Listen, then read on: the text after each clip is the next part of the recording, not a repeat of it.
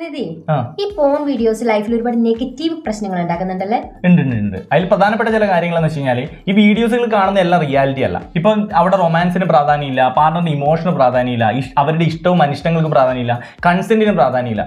Real ലൈഫിൽ ഇതിനെല്ലാം importance ഉണ്ടെന്നുള്ളതാണ്. അപ്പോൾ അത് റിയൽ ലൈഫിൽ ഇത് അനുകരിക്കാൻ വന്നു കഴിഞ്ഞാൽ പ്രശ്നങ്ങൾ ഉണ്ടായിരുന്നതാണ്. രണ്ടാമത്തെ കാര്യം എന്ന് വെച്ച് കഴിഞ്ഞാൽ ബോഡി കമ്പാരിസൺസ് ആണ്. ഷേപ്പ്, കളർ, സൈസ്, ഇങ്ങനെയുള്ള കാര്യങ്ങൾ. ഇപ്പൊ സണ്ണി ലിയോണിനെ പോലെ മാറിയുടെ ഇല്ല എന്ന് പറഞ്ഞിട്ട് ഡിവേഴ്സ് സംഭവിച്ചു പറഞ്ഞ ഒരു കുട്ടി നമുക്ക് മെസ്സേജ് അയച്ചിട്ടുണ്ട്.